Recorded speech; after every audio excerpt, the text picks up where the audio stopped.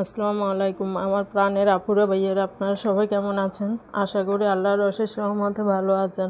আমি আপনাদের বোন, আপনাদের দোয়া ভালোবাসায় ভালো আছি। আমি নতুন একটি ভিডিও নিয়ে হাজির হয়ে গেছি। তো এখানে আমি কোরিয়ান নুডলসটা আমি অন্যভাবে রান্না করছি। তো অনেক টেস্টি হয়েছে, অনেক মজাও হয়েছে।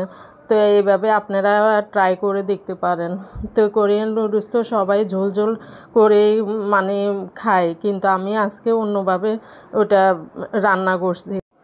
এখানে যখন পানিটা বলক আসছে তখন আমি নুডলসটা দিয়ে দিয়েছি। এখানে 2 প্যাকেট নুডলস আমি দিয়েছি। তো এটাকে আমি মানে পুরো সিদ্ধ করব না, একটু মানে 100 ভাগের 90 ভাগ সিদ্ধ করে আমি সিদ্ধ করে নিয়েছি। তো আমি পানি দিয়ে ঠান্ডা পানি দিয়ে ধুয়েও নিয়েছি। এখন আমি কড়াইতে পরিমাণ মতো তেল দিয়ে দিচ্ছি। তো তেল দিয়ে আমি এখানে মানে 2টা শুধু রসুনের কোয়া আমি থেতো করে মানে কুচি কুচি করে এখানে দিয়ে দিব।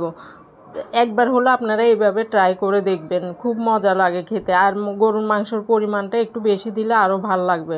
তো এখানে আমি আপনারা এর পরিবর্তে চিংড়ি মাছও দিতে পারবেন। তো এখানে আমি রসুন কুচি দিয়ে দিছি দুইটা, এখানে 2 কোয়া রসুন কুচি আমি দিয়ে দিছি। যখন এটা ব্রাউন কালার হয়ে আসবে তখন এখানে আমি ডিমটা দিয়ে দিব। তো এখানে আমি আজকে পেঁয়াজটা আমি দিই নাই, এখানে আমি পেঁয়াজ দিব না।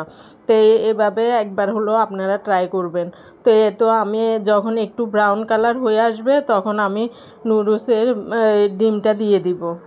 তো এই ডিমটা যখন এখন এই তো ব্রাউন কালার হয়ে আসছে, এখন আমি এখানে ডিমটা দিয়ে দিব।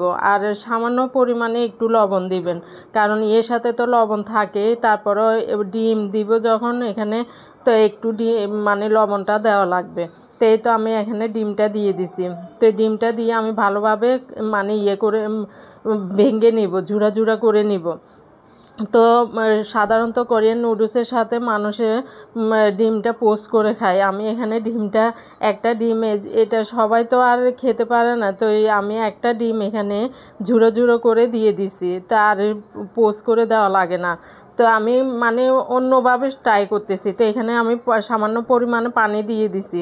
তো পানি আমি আরেকটু বেশি দিলে ভালো হতো, আরেকটু আমি আরও 2-3 বার দিছি জুসি জুসি হওয়ার জন্য। তো এখানে প্যাকেটের ভিতরে মানে ভিতরে একটা প্যাকেট থাকে, আর বাইরে মানে বড় প্যাকেটে বাইরে একটা থাকে, যে ওইগুলো আমি মানে এখানে সবজি মিক্স করা থাকে এই প্যাকেট, ওইটা আমি 2টা দিয়ে দিচ্ছি।